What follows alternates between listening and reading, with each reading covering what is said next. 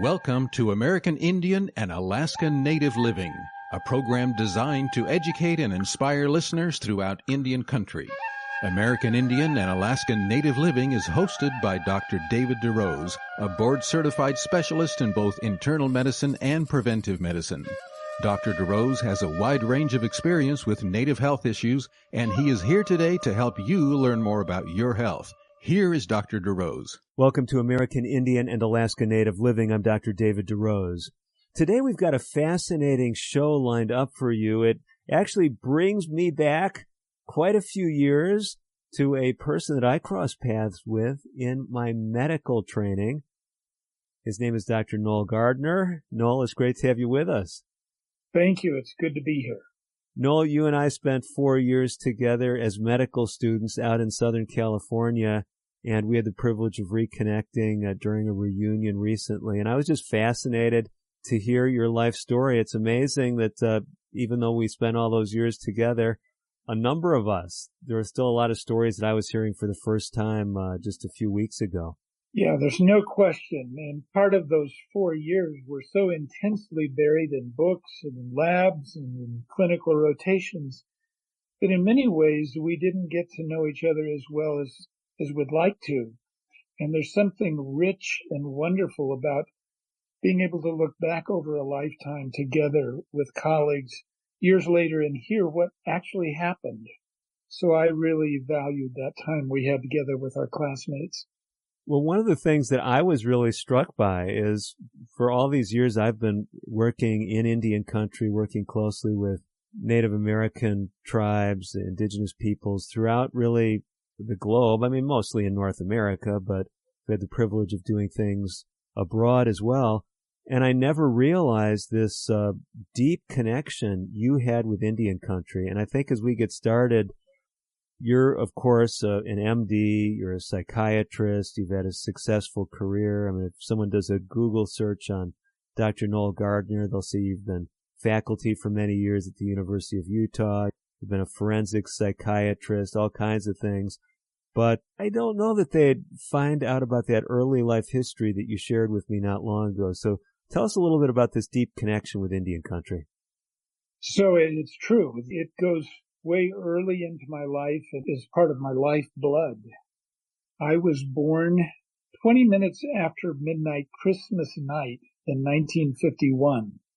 What that means is that every year I am just very grateful that my birthday isn't on Christmas Day. I mean, I'm willing to compete, but competing with Jesus on his birthday is above my pay grade. So I celebrate it. And I was the youngest of 3 children, quite a bit younger than my older brother and sister. My father was a general practitioner, that is a medical doctor who doesn't do any specialty training. They do their 4 years of medical school, do an internship for 1 year, and then they went out and did a little bit of everything. They delivered babies. They did a lot of their own surgery. I mean, they literally did everything. And he settled in a little tiny town in southwestern Colorado.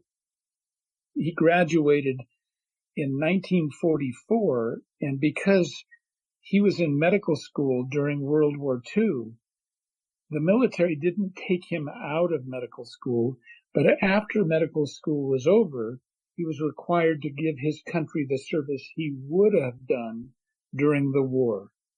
And he chose to do the Indian Health Service. And so our family moved from a little town in Colorado to Albuquerque, New Mexico, where he worked in an Indian hospital and clinics. I was so young, I have no memory of that. I was 2 or 3 years of age. But subsequently, he was moved to Tuba City, Arizona, and was the chief medical officer of a Indian Health Service clinic there. And that's where I have my very first memories. So I was surrounded primarily by Navajo Indians, and they were the people that we lived around and were part of our lives. When he completed that service, he moved to Cortez, Colorado, and it was just 10 miles from the capital of the Ute Indian Nation. And so I grew up in classes with Ute Indians in my class, and so it was very much in my blood from an early age. I love this perspective. So it's a cross-cultural perspective, if you will, but it's one that's rooted in Indian country. And it seems like many of the things that I've heard that are values among First Nation peoples, it seems like your life has followed in that trajectory of giving back and wanting to make a difference and, you know, seeing things from a broader perspective, not just an individualistic perspective. Is that too much to read into your life story? Not at all. What I did is I really watched my father after he did his required service. He settled into a medical practice with two similar colleagues that were general practitioners in a town that had no specialists. This was Cortez, Colorado. And fairly soon he was eager to do more with the Navajo people. And he got a pilot's license and became a part owner on this little small four-seater single engine airplane so that he could fly down to Monument Valley. Now, we see Monument frequently, pictures of it, so picturesque, but there were no roads in and out of that area hardly at all. This was just very early in the 1950s. And I remember my parents talking about areas where there were no roads and they had to drive up dry creek beds to get where they were going. But he could fly in rather quickly. What would have taken 5, 6, 7 hours by a car could be done in less than an hour in a single engine airplane. And he went down frequently for weekends to open the very first clinic at Monument Valley, and then would go down for extended periods as they developed the first hospital for the Navajo people at Monument Valley. And by then I was 5, 6, 7 years of age and remember very well being there for weeks at a time. He'd take his vacation time and devote it to going down and supporting the development of clinics and hospitals at Monument Valley. So you have this early life history of someone who's very giving, they're interested in service, they're a physician.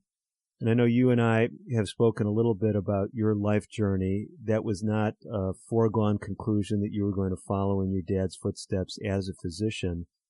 But is there kind of a short version of that story that might be inspiring maybe to some of our listeners about how the Creator can guide people along some various trajectories and get them in the very place they're supposed to be? Yeah. You know, I look back, I had no interest in science or math. In fact, they scared me to death. I loved the humanities. I loved music. I was very engaged in music, and I liked history and trying to decide what to do with my life. I decided that I would be a church pastor, a minister, and I did theological training and we headed in that direction, but then it's sort of the door shut for that. And I found myself grappling with what to do and where to go. And my dad had been a doctor and my grandfather had been a doctor. And I thought, well, maybe I can do that. So that's when I applied and got accepted to medical school, where we met each other for the first time along with our colleagues and poured ourselves into medical training. For part of that time, I felt very lost. I went through a personal, terrible crisis. And it was at the time where almost everything that I had believed and counted on had fallen away from me. And I went through a period of time where I'd wake up every morning and wish that I hadn't woken up. I think if I'd had a little more courage or been more impulsive, I might have attempted to end my life. I was angry that life kept me going. But in the middle of that, I was met by one of the most wonderful, kindest people. I was up on one of the clinical rotations with my white coat on and stethoscope rotating. I can't remember which service. And I got a tap on my shoulder. And I turned around and there was an older gentleman and he said, I just have the sense that you and I need to talk.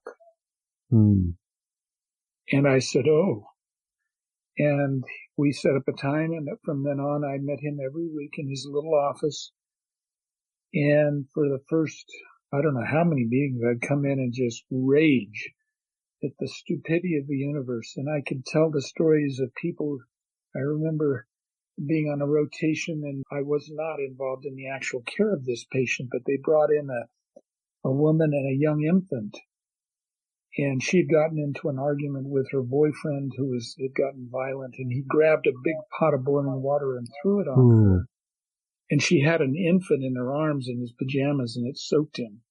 And he had third-degree burns over 60-70% of his body. And I didn't do the care, but I heard later that he did not survive. The infant did not. And I remember walking out of the hospital that night and looking up at the stars and saying, where are you? What's the meaning of a universe that people suffer meaninglessly like this? So I'd go in and I'd rage at the universe, and Will would just listen. He was a wonderful listener. And at the end of our time together, he would put his hands together, he'd cup them together, and he'd hold them up to me as I was getting ready to leave, and he'd say, just remember, I'm holding you. That capacity to be a holding person for people who are suffering was for me a pivotal moment. And when I decided to go into psychiatry, I decided I wanted to work on the medical surgical floors because I had watched how he treated. He would go on rounds and he would listen to people. And he would often say, so what are you famous for? And the patient was sitting there laying in bed worried. I'd say, well, I'm not famous. He said, oh, everybody's famous for something. What are you famous for? And they would say something like, well, I'm pretty good at fixing, car engines, or everybody loves my chocolate chip cookies, or whatever it was.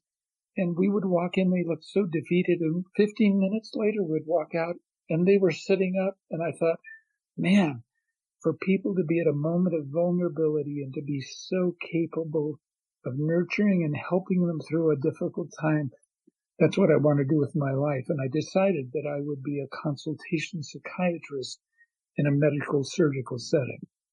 Wow. So basically what I'm hearing in your story, Dr. Gardner, is basically your own vulnerability, the challenges you went through, your own needs, and seeing how those were met by a caring individual inspired you to really take up the same work. Am I hearing that clearly? Nailed it exactly. And I remember him saying to me, and I've thought of this so many times, he says, just remember, your pain is your gift.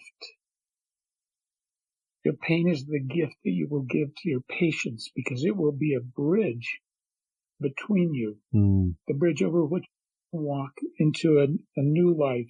It's the bridge over troubled waters that your empathy can be. This is such a powerful theme, Dr. Gardner. I know you've worked with people across the spectrum. I mean, as far as demographics, racial, ethnic, education, finances. We've talked among ourselves about that. But everybody deals with trauma. They deal with these questions, these deep questions. And we want to talk about how healing can come in the midst of our challenges, in the midst of our difficulty. I know it's been a lot of your work, but we have to stop and just kind of frame things in one other simple way, and that is, you and I are speaking as physicians. The practical question as we move into this show, are we going to be talking about things that a person can apply regardless of whether they have medical training or not? Oh, I think so. In fact, I remember reading a study that was reported in which they asked patients after they had been discharged from the hospital who was the most helpful to them. And the most common response was a lady who was a cleaning person who would come into the rooms to clean the rooms, who was so kind and loving. I love this. I love this. We're talking with Dr. Noel Gardner. We've got important lessons for you, for those around you. I'm Dr. David DeRose. We're going to be coming back with more right after these important messages. Stay tuned. Today's broadcast has been pre-recorded. However, if you have questions about today's show or would like further information, please reach out to us on the web at AIANL.org. That stands for American Indian Alaska Native Living. Again, AIANL.org. Or you can call us at 1-800-775-HOPE. That's 1-800-775-4673. We'll be right back after this. We are strong, we are resilient, and we will get through this together.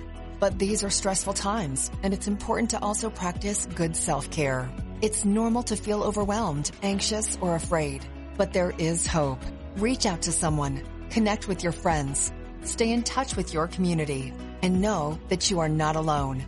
Learn more at wearebroadcasters.com/hope. Furnished by the National Association of Broadcasters and this station. When Jim died, I wondered if I would be able to keep the farm. Then I heard about the USDA's loan program for socially disadvantaged farmers and ranchers.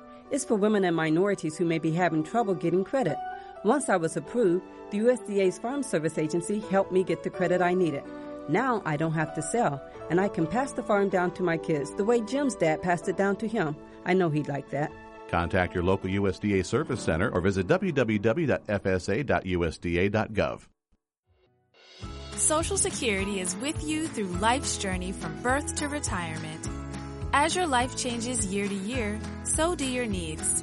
For over 80 years, Social Security has helped to meet your needs and is committed to improving access to the services that make a difference in your life.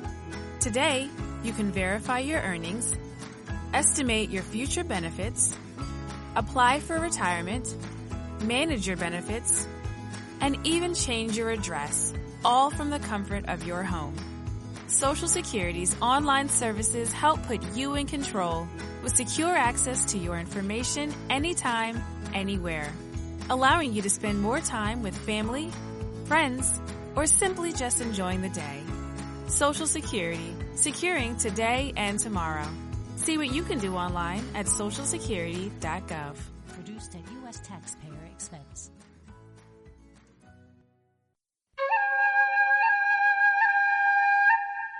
You're listening to Dr. David DeRose on American Indian and Alaska Native Living. Your comments and questions are welcome. Call now at 1-800-775-HOPE. That's 1-800-775-4673. Here again is Dr. DeRose. Welcome back to American Indian and Alaska Native Living. I'm Dr. David DeRose. Dr. Noel Gardner is my guest. He's sharing from his own practical, personal experience as well as his work as a psychiatrist over the years. Noel, we've been talking some about really the common human experience. We all go through trauma, difficulties. Some of us experience more challenges, greater grief than others. You've shared a bit about your own story and how you were nurtured in that time of grief and loss by a mentor there during your medical school years, inspired you to do the same, to give back to folks. Let's step back and talk to my listening audience. There's people tuning in. They've been traumatized. Maybe they lost a job. Maybe it's a relationship they've lost. Maybe a loved one they just buried.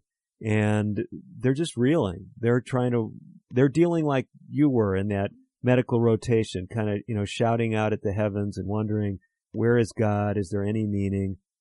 They don't have someone who's come alongside them like you did and tap them on the shoulder and say, let's sit down for a while. What can we tell someone over the airwaves that can make any difference at all? That's a tall order, isn't it? I do think that, there's a number of resources now online. I mean, if you go to YouTube, there are nurturing teachers of various kinds and a lot of availability. A lot of times, I think it's hard to hear it when you're suffering. You feel like you understand your pain. It was one of the great gifts that Will was able so well to listen with kindness, without judgment. And I think that was the sort of foundation of his miraculous work with so many people, is he genuinely saw the incredible value of every person. And if you give that gift to each other as much as we're able to. It blesses not only the recipient, but the extraordinary thing is when you're able to just bring kindness, you don't have to have solutions. And when you can bring that kindness, it nurtures you as well. We need to be in community. One of the things I learned when, as a child, in the Navajo people, was these were amazingly kind people who really had a sense of community. Now, communities have been broken up and broken apart by some really selfish and ruthless people and are wounded. But as much as they can be community to each other, that is an incredibly wonderful healing thing. And I could see that. I couldn't miss it. And I've seen it again across my lifetime. That sense of being community to each other is profoundly healing. So I'm hearing a number of lessons from your life story and from what you just shared, Dr. Gardner. One, you told about this question that your mentor would ask people, what are you famous for? And to me, it seemed like part of the magic of that question was just getting people to reflect on their own talents, their own gifts, gratitude for what abilities they have. So anybody could theoretically ask that question of themselves right now as they're listening, correct? Correct. And maybe they might even have a smile on their face because they realize, yeah, they have made an impact in some ways. That patient told them as the janitor or the cleaning lady how impactful they were. Yeah, I think as physicians, so often we're very task focused and we feel rushed and we run in and we see a patient in the hospital bed and we immediately go through the vitals and the laboratory reports and make our decisions and we're gone. And once in a while you'll see someone, a clinician, or they don't have to be a clinician. The cleaning lady, she would say, how are you? Oh, you look so lovely today. And she would smile. And afterwards, they were shocked when they said the person in this hospital was the most impactful on people afterwards was the cleaning lady. Wow. She was fully human and affirming and available. So you don't have to have a fancy degree to make a difference in people's lives. And so this whole idea of fostering community and connectedness, and it's kind of interesting, you mentioned YouTube and the great resources that are available virtually. So we can get a lot of training, insight from amazing teachers. Folks can tune into the radio. Hopefully they're getting some great insights from you, Dr. Gardner, as they're listening today. I'm getting some great insights. Hopefully my audience is resonating as well. But we're still not really developing the deepest kind of community, although there are platforms where people can interact with others online. What can an individual do if they're feeling disconnected? I mean, it seems especially hard for a person who's feeling vulnerable and not sensing support to take any initiative to find it, right?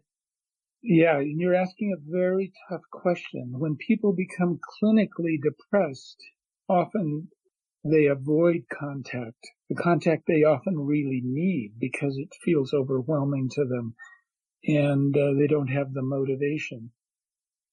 Certainly where there are resources for mental health services, I would encourage that. I would certainly hope that they are fortunate enough to have someone who's a good listener, and that those are sort of foundational. I think sometimes we're so busy we forget. Medicine has, the practice of medicine has become very much focused on disease. I remember I used to be a part of the ethics faculty that taught medical ethics and frequently would give the last presentation of the years. They took the last 2 weeks before graduation at the University of Utah to do their discussions in dealing with medical ethics. And I remember I used to say, okay, to the medical school class, here you are. By this time next week, you'll have an MD after your name and you'll be terrified because you'll be starting your internship soon. But I said, if someone dropped in from outer space and knew nothing about who doctors were and about our culture and asked you, well, who are you? What do you do? And you said, well, I'm a doctor. What would you tell them? And I did this many years, and I never got any answer other than some version of, well, a doctor is somebody who diagnoses and treats disease. And that's what we spent almost every minute for our 4 years of medical school, trying to understand the basis of disease and how to treat it. And I said, what's so extraordinary is, disease, we have this sort of science behind it and the treatment and all the research. But until the last couple hundred years, we didn't know anything about the disease model and all the science. There have been wonderful healers for millennia. They do. I'll tell you, they were very good at helping people, not with disease, but with suffering. Everybody suffers, whether it's divorce, whether it's a death, a failure in life. How do we help people with this issue of suffering, that their lives are important and valuable? And as we find value in our own experience, and I think this is a spiritual thing, suffering has to do with the loss of meaning. My dear mentor used to say, the tragedy isn't that people suffer and die. The tragedy is that they suffer meaninglessly and alone. And if we can find ways to create an experience of meaning and connection, that is a powerfully healing thing. And so it's something I hope to share with my colleagues, with my students, my residents, and with my friends. So, Dr. Gardner, is it safe to say that as we're speaking to a broad audience on this show, yes, some are probably struggling with mental health issues, but others may not be. These individuals, if they're sensitive to it, they may realize that someone's kind of dropped off the radar screen. Maybe they're not at the tribal gatherings. Maybe they used to see them always at the powwow and they're not there a couple years in a row or whatever it might be, that we can take the initiative, regardless of what our training is, to be agents of healing in the community. Is that safe to say? Absolutely. And I would say, here's a resource, and it should speak to virtually anyone. It's the book, The Power of Now, which has become a very popular book. Eckhart Tolle is the author of the book, and he does the book by taking a question and answering the question. And someone asked the question, so is happiness the same thing as inner peace? And he said, oh, no, not at all. Happiness is the times in which you feel your external circumstances are meeting your expectations. But inner peace is not like that. It's a quality of inner groundedness that is not dependent on what's outside of you. And it gives you an internal oasis to turn to. And you have to nurture that. You have to surrender. And his last chapter is on surrender to something greater than yourself and to give your life to it. So I think the inner peace is the thing we really need. We're listening to Dr. Noel Gardner. We're going to be talking about more things that can make a difference as far as your perspective and your ability to help people in your sphere of influence. We're going to be speaking about wellness, broad concepts that can make a difference for you and for those around you. I'm Dr. David DeRose. We'll be coming back with more in the second half of today's program. Stay with us. American Indian and Alaska Native Living will continue in a moment. If you have questions or comments about today's pre-recorded broadcast, please contact us on the web at aianl.org or call 1-800-775-HOPE. That's 1-800-775-4673. A message from the National Police Association. It used to be that any able-bodied person would offer to assist a police officer in danger. Now, passers-by are more likely to take a video. There's a better use for your phone when an officer's in trouble. Call 911. Tell the operator where you are and what you see. Then, start your video to provide evidence later. To learn more about how you can assist law enforcement, visit nationalpolice.org. That's nationalpolice.org. Unlike other health concerns, mental illness is not always easy to see. Depression won't show up on an eye chart, and you can't measure it on your bathroom scale. Sorting out a mental health concern is not something to attempt on your own. You won't find a bipolar disorder by looking at a thermometer. Like many other health conditions, help for mental illness takes professional diagnosis and treatment. Anxiety won't just go away under a stick-on bandage. So the sooner you seek treatment, the better. If you or a loved one has a mental health concern, don't go it alone. Find out what to do. For 24-hour free and confidential information and treatment referral, call 1-800-662-HELP. Learn more at samhsa.gov/support. That's samhsa.gov/support. Using meth taught me everything about freedom, only not like you think. It taught me how easy it is to lose your freedom. If you think meth is taking control of you, ask for help. You have the power to be truly free. I know. I'm Jan, and I'm free from meth. If you or someone you know is struggling with meth, call 1-800-662-HELP for 24-hour free and confidential treatment referral. Learn more at samhsa.gov/meth. You're listening to Dr. David DeRose on American Indian and Alaska Native Living. Your comments and questions are welcome. Call now at 1-800-775-HOPE. That's 1-800-775-4673. Here again is Dr. DeRose. Welcome back to the second half of today's edition of American Indian and Alaska Native Living. Dr. David DeRose with my guest, Dr. Noel Gardner. Noel is a psychiatrist with a long history with the University of Utah and their teaching program, teaching residents in psychiatry. And he's sharing practical insights for our mental health, for our whole person health. Noel, before we had to step away, you were speaking about a distinction between happiness and peace. What I walked away from that was saying, hey, someone can say they're happy because things around them seem to be going the direction they want, if you will. But we can have a sense of inner peace regardless of whether things are meeting our expectations. So if I've got that correct, how do we go from there to helping people in the midst of those challenges, in the midst of those tragedies that blindside us, if you will? Well, I think the most important is to convey the special value and uniqueness of every person. You know, it's the thing that my mentor really modeled, and I sought to bring that to the work that I did. I was in the hospital for 15 years and then moved to other things. But what I found a consistent thing was that if a person felt that they were valued from the very first minute, I used to talk about this triad. A friend who taught public speaking said there are three questions you have to answer, whether you get up to speak to 3 people or 3,000. And everybody has these questions in their head that they don't know they have. And the first is, do I like you? And the second is, do I trust you?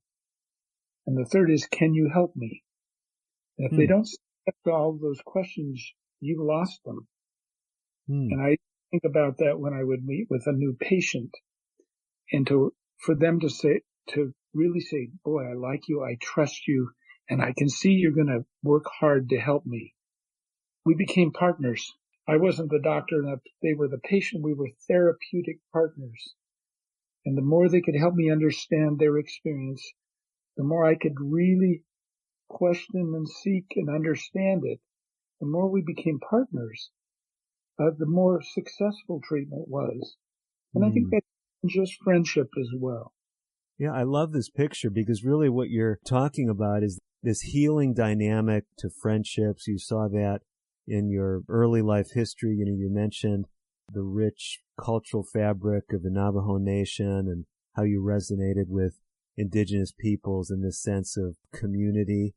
And really, I hear you saying, Dr. Gardner, and I hear the application being, if we want to be agents of healing, whether we're running a business, whether we're an auntie, whether we're a grandfather, a tribal elder, it doesn't matter our role. if we're taking an interest in people, caring for them, valuing them, we're going to be a healing influence in our communities. Is that part of the equation? Oh, you got most of it. I think you got it pretty much nailed it. And it was what the lady who was the housekeeper in the hospital. She saw people. She really saw them and listened to them, valued them. And everybody rushing around doing a million tasks didn't have the same impact. Those are things you don't have to have a fancy degree to be a fancy doctor or teacher or whatever to do. We can do it for each other. Now, I know one of the other things that has interested you, Noel, as you've practiced psychiatry is this whole connection between the mind and the body. Mm-hmm. We sometimes separate them out in medicine, right? I'm an internal medicine specialist, so I'll take care of the body. We'll send the mental health issues to the psychiatrist. And we even refer to things sometimes that way as the issue or the problem instead of the person. Working with indigenous populations and indigent populations, not necessarily the same. I've worked with a lot of poorer white populations as well in my work, rural populations, and the psychiatry availability is often very limited in some of those settings. So we're doing mental health work as primary care providers also. But I think one of the things that you and I have in common is that we realize that you can't separate the mind and the body. And I know you've taken a real interest in wellness as a broad concept as you dealt with your patients. Tell us a little bit about that and what we can learn from it. Yeah, so what I can do is, after doing many other things, after leaving that hospital role, in the medical surgical hospital role, I did a variety of other things. Late in my career, having left working with medical students and residents in training, I really missed working with students. I really loved the time with students and medical residents and psychiatry residents. And I was offered a position to be the medical director of a community mental health center. These were people who were of low income. Almost all of them were on Medicaid. Some of them were unfunded. And this is where many of the people with serious mental illnesses got their care, because the illness really prevents them from being successful in some kind of career where they could have private health insurance. But I was able to have 4 or 5 residents at any given time, and I loved working with them. There were great stories. What I can tell you, I came away with great admiration and appreciation of the resilience of people who had had really difficult lives. They had lots of trauma, poverty, and I did that for about a year and a half. And then the special support for that community mental health system collapsed. Almost all the residents were pulled out. Most of the doctors and nurse practitioners left, and we just couldn't function. And I left as well. It was not a safe place to work. But that's the moment I realized I really needed to work with this population of people, and started a nonprofit that provided completely free care to people who were poor, who had serious mental illnesses, had no insurance. And we knew we couldn't treat the people who were living on the street homeless because their needs were too great. We were almost homeless, that if we couldn't get them in quickly and get them stabilized and back on their Medicaid and back out in the world, they would have their whole family on the street. Wow. And it was one of the privileges of my life. And boy, forgive me for ever complaining about my life, because these people who were resilient, still coming in for help, and the ability to often help them, they were so grateful. It was the greatest joy of my entire professional career, was working in this clinic, doing this clinic. We've talked about this term several times, resiliency. And a lot of folks, when they hear it, they say, oh, well, that's something I don't have. That's why I'm going through these difficulties. And yet I hear you, Dr. Gardner, talking about people who seem, by human assessments, to be down and out, but you're describing them as resilient. So can you help us understand how all of us might be able to tap into some kind of resilience?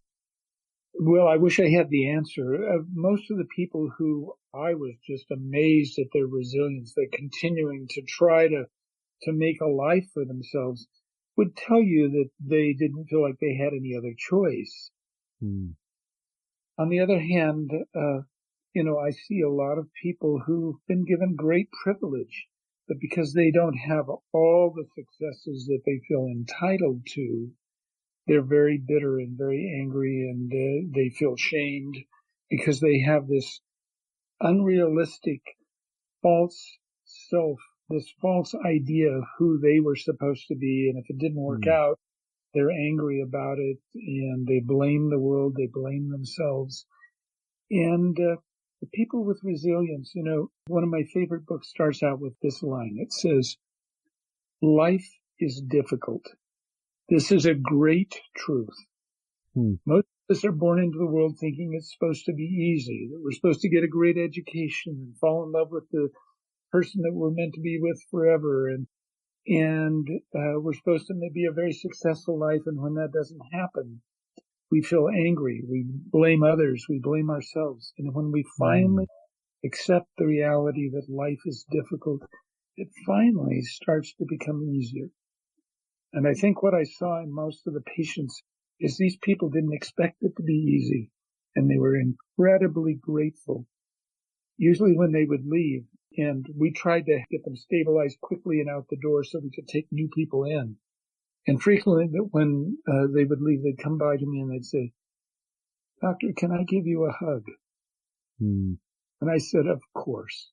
I would often tell them that they had helped me as much as I was able to help them. I wouldn't trade the experience for anything. So let's tie that into wellness, because it seems that when we speak about physical well-being, there is a connection with helping people be more resilient and be able to bounce back, if you will, more easily. Have you found that connection? And if so, where can we point people as far as a wellness program? So I like this definition that I work from, and that is that wellness is a bio, psycho, social, spiritual, and financial wellness. Doesn't mean you're rich, but if you're living on the very edge, and we have to find a way to build a society that doesn't favor just the very wealthy and leave so many people behind. We need to bring that into balance. But it has to do with biological wellness. That has a lot to do with how we live everyday life. Our psychology, how we think about the world. We just talked about the difference between happiness, which is external, and inner peace, which is something we can have all the time if we cultivate a certain way of being and thinking in the world. It's social. We need to be connected. So much of the suffering right now is from loneliness. And there's an epidemic of loneliness. Spiritual, people who've lost a sense of meaning and purpose in a spiritual life. And it doesn't have to be a formal, organized tradition or religion. People can find a connection to something higher, AA, God as we understand it. And God is way beyond my poor little brain, but I have encountered something that's greater than me that has enriched my life immeasurably, and I'm so grateful for it. And then to begin to value economic justice in the world and to work toward that. So those are the pieces of it. Let me share, I have two very dear friends. We text each other along with a couple other friends in a group multiple times, almost every day. Wow. And they've done a wonderful program called the Wild 5, WILD, and then the number 5. And if you go, there's a website that is www.wild5wellness.com. It has a lot of resources and a program that they developed by doing a 30-day study in which they asked people to do modest lifestyle practices every day for 30 days. These people looking for help from mild to moderate levels of anxiety and depression. And in 30 days, they had results from just living a healthy lifestyle, what they called Wellness Initiatives for Life Demands, WILD 5, and there are 5 of them. Dr. Gardner, we have to step away just briefly. We want to come back and talk about the Wild 5, just what this means. I did get the website down, the wild5wellness.com. We're going to come back with a final segment with Dr. Gardner, practical things for you, for those that you care about. I'm Dr. DeRose. One more segment right after this. Today's broadcast has been pre-recorded. However, if you have questions about today's show or would like further information, please call 1-800-775-HOPE. That's 1-800-775-4673. We'll be right back after this. If a natural disaster comes knocking, how prepared is your family? You can't just close the door on earthquakes, floods, or hurricanes and hope they go away. That's why it's important to make a plan now. Ready.gov/plan has the tools and tips you need to prepare your family for an emergency. So if disaster shows up at your doorstep, you'll be ready. Visit ready.gov/plan and make a plan today. Brought to you by FEMA and the Ad Council. I'm just texting him back. I'm just posting a story. I'm just changing the song. No. When it comes to distracted driving, just don't. Sending a text takes your eyes off the road for just 5 seconds, but in that time, your car can travel the length of an entire football field. Any distracted driving just isn't worth it. Visit StopTextsStopWrecks.org. A message brought to you by the National Highway Traffic Safety Administration, Project Yellow Light, and the Ad Council. What is a number story? My number story started with fear and a lack of support, and it has led me to be there for others. A number story begins in our childhood with ACEs, adverse childhood experiences. My number story begins with the separation from my father and the emotional abandonment from my mother, and leads to me being a role model to not only myself, but those around me by becoming the person that wasn't there for me. ACEs are so common, 2/3 of us have one. My number story begins with drug abuse and homelessness, and leads to realizing that I can live life by my own standards. A study found the more ACEs, the more likely we may experience a host of serious health effects, physical and mental, but that doesn't need to be the case. Your ACE number is simply an entry point to your own story. Where it leads is up to you. My number story begins with years of emotional abuse and leads to peace, clarity, and security in my self-worth. Take control of where your number story leads at numberstory.org. You're listening to Dr. David DeRose on American Indian and Alaska Native Living. Your comments and questions are welcome. Call now at 1-800-775-HOPE. That's 1-800-775-4673. Here again is Dr. DeRose. Welcome back to our final segment of today's edition of American Indian and Alaska Native Living. I'm Dr. David DeRose. I've been speaking with a medical school classmate that we've really lost touch with each other until recently, and I've been excited to learn more about Dr. Noel Gardner and his work, and I was so glad that he's been willing to share that with us on today's edition of the broadcast. Noel, we've been speaking about resilience, contentment, peace, social connectedness, and one of those ingredients in the whole package is physical wellness. It ties in with mental, social, financial wellness, as you've been speaking. And there's a program that you've gotten very familiar with. You mentioned it in the last segment, but if someone's just joining us, tell us again what that program is called and how they access it. Yes, it's called the Wild 5, Wellness Initiatives for Life Demands, WILD, and the number 5. So wild5.com. They have a website, a lot of resources and materials. And this is a psychiatrist and his wife, who's a psychologist. They do a lot of education and research-related things, very practical, not so much the esoteric academic thing from the university. But what they did is they took applicants to a clinic that were looking for help for mild to moderate levels of anxiety and depression, and they asked them to do 5 life practices for 30 days. They've written a book on the science of those 5, and what they state is these 5 practices have the most substantial scientific support for their benefit in mental wellness. And let me give you the 5. They asked people for 30 days to practice their choice of 4 of 6 sleep practices, sleep hygiene, we call it. So these are practices to help people sleep better.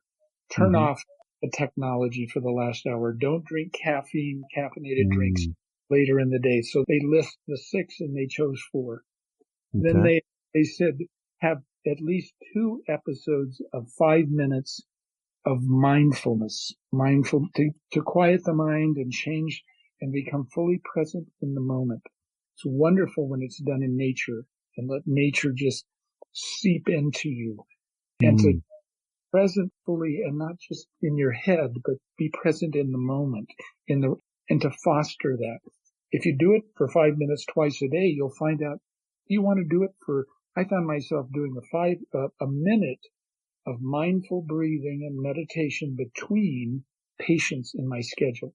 And in 6 seconds, it's like a retuning, a recalibrating. It's retuning yourself. Then they ask people to do at least 20 minutes of moderate levels of exercise every day. And for them, they said this is walking a brisk walk, enough to make it a little difficult. You get a little bit out of breath to have a conversation. So do that for at least 20 minutes. They just have people record what they ate, both their meals, snacks. And as people just became aware, they found themselves changing parts of their diet on their own. They suggested some diets, but they didn't push any particular diet. They said these are the ones that would be most helpful. And then people became more aware. And finally, they were to have 2 at least 5-minute social connections. It could be by phone, or it could be FaceTime, or in person with someone or several people, at least 2 of these a day for 5 minutes with people they considered to be friends that were supportive, caring people. People need social connection.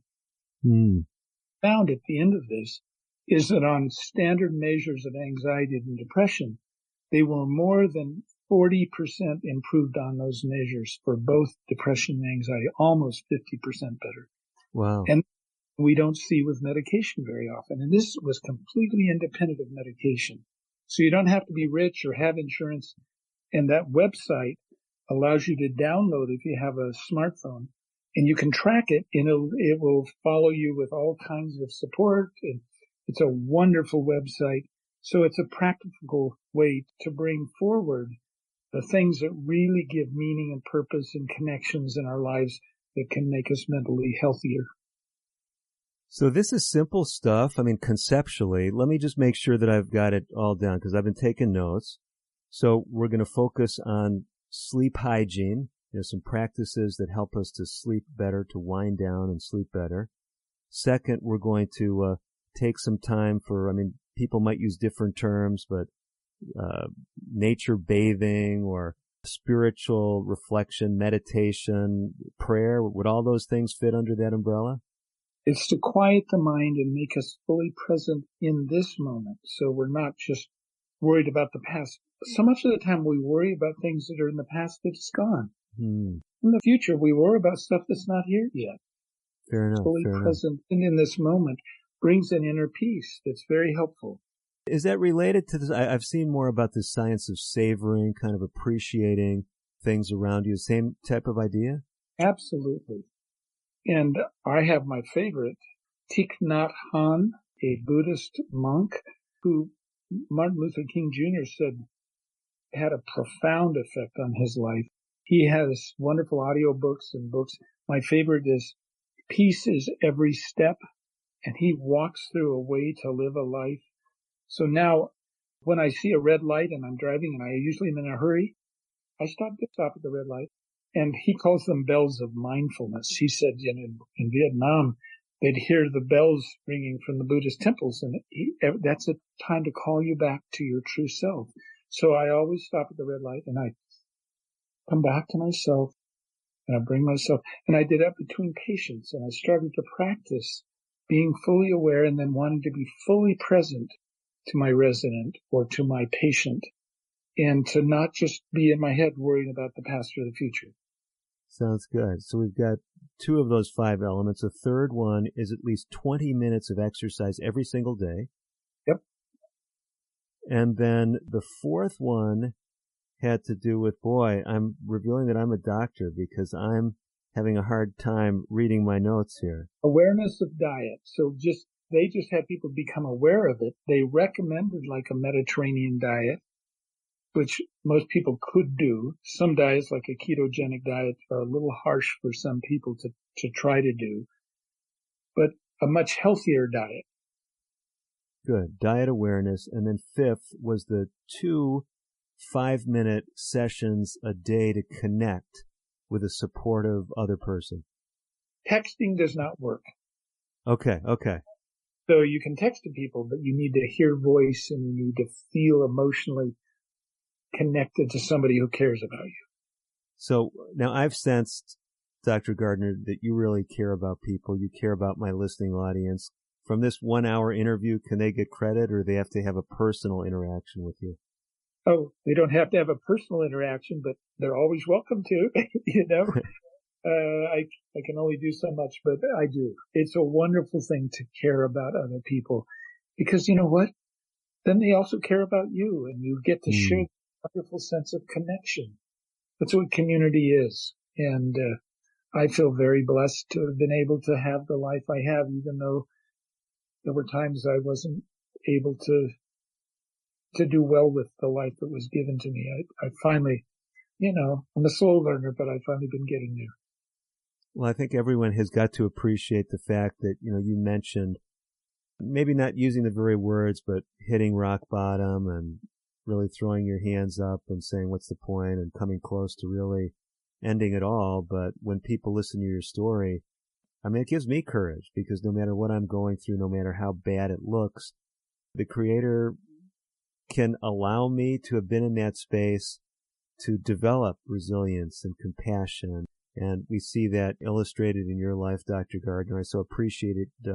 You're taking time out of what I know is still a very busy schedule. Thank you so much for joining me today. It was definitely my privilege, and you're doing a wonderful thing for all your listeners. Before we sign off completely, Noel, I know we talked about a lot off air as well as on air, and there's some folks who've heard this program and maybe they've grasped a little bit of hope, but they're still struggling. What kind of final words of wisdom would you give someone, especially if they're struggling, maybe going through grief or trauma right now? I guess the most important thing I would say is after the dark night, the sun does rise. And so I would encourage you to reach out if you can to anyone that you care about or you think cares about you, or to seek help from a mental health professional. But after the dark night, the sun does rise. And so I'd encourage you to reach out, seek connection. So I hear the very strong encouragement from someone who's been on this journey and someone who's worked with hundreds, thousands of people. If you're struggling today, hang in there. Better days are coming. Thank you again, Dr. Gardner. You're welcome. Thank you. And thank you to each one of you who've joined us for today's edition of American Indian and Alaska Native Living. As always, I'm Dr. David DeRose, wishing you the very best of health. Native Voice One, the Native American Radio Network.